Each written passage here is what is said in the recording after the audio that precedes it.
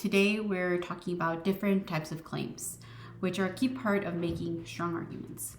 And understanding these different types of claims will help you analyze arguments more effectively and strengthen your own writing. And just a quick note, this is all summarized from your textbook Essentials of Argument. So let's go ahead and dive in. All right, here's what we're going to be covering. First, we'll do a quick introduction. Next, we'll go over claims of fact, definition, cause, value, policy. We'll go over some questions that could help you develop your own claim. And lastly, we'll do a wrap up. And by the end of this presentation, you should be able to identify different types of claims and figure out how to apply them in your own writing. So let's get started. All right, why should we care about claims?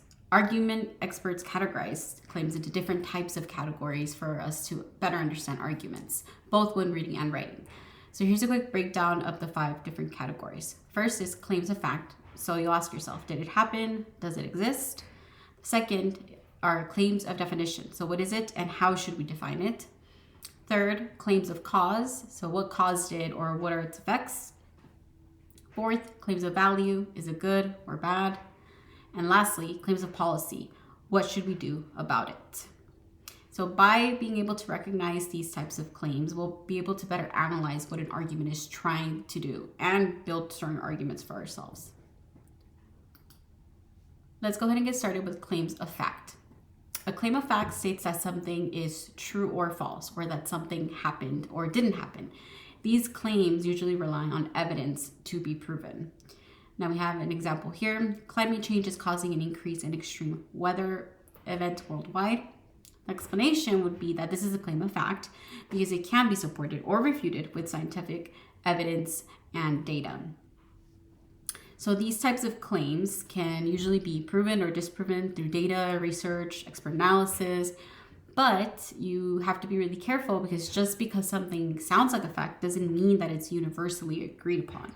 Some facts are still debatable depending on the type of evidence that's used. So make sure you remember that. Next up, we have claims of definition. Now, these types of claims focus on how we define something and can often spark debate over meaning.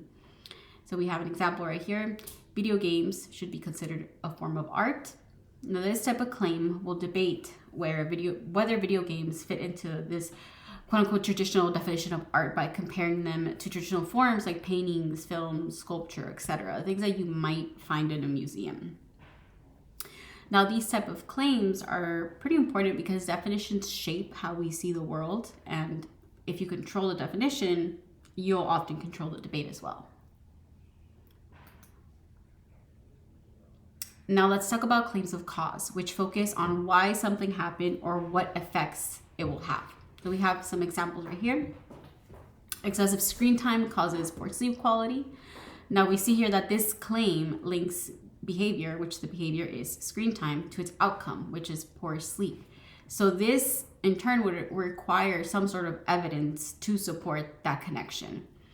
And you want to be careful with these types of claims because they're really powerful and they can explain connections between events, but they can also be tricky because just because 2 things happen at the same time or next to each other doesn't mean that one caused the other.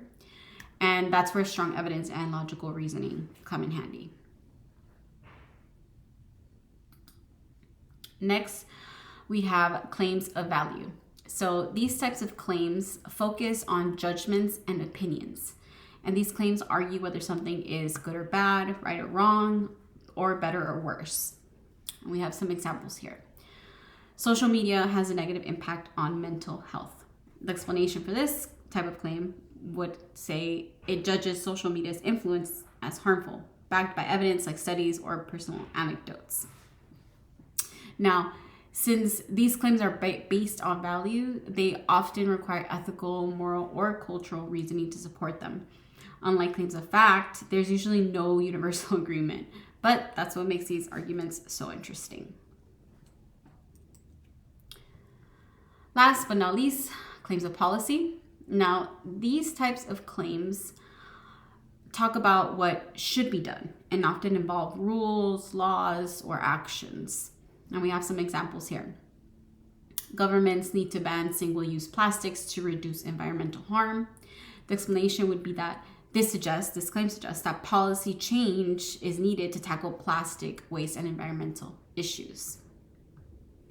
Now, claims of policy are often the most action-driven and require strong evidence, reasoning, and sometimes even moral arguments to convince others that a specific change needs to happen. Now that we've covered the different types of claims, how do you develop your own claim? We have some questions here to guide you. So, is the claim narrow and focused?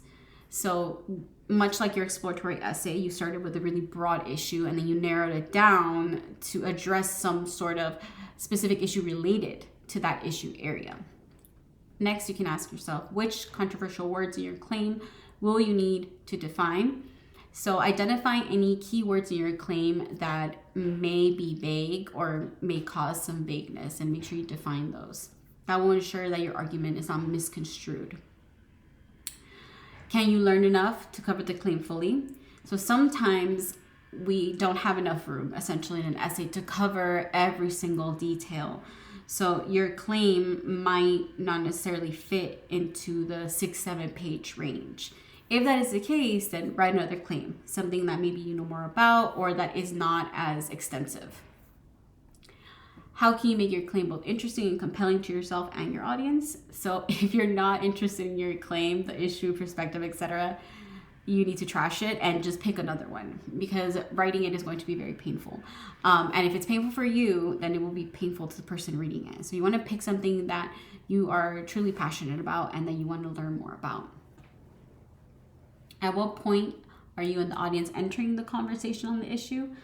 You want to make sure you consider your audience's background, maybe what they know or what they don't know, the initial view on the issue. For example, if we're going to talk about abortion, it's a very controversial issue. There's people that believe that women should have rights to their own bodies, and there's people that don't. And those are really opposing views that you would need to take into consideration and consider where you fit into that conversation. All right, let's wrap things up. So claims are the foundation of any argument. There are 5 types of claims: fact, definition, cause, value, and policy. Each claim type serves a different purpose and requires different types of support.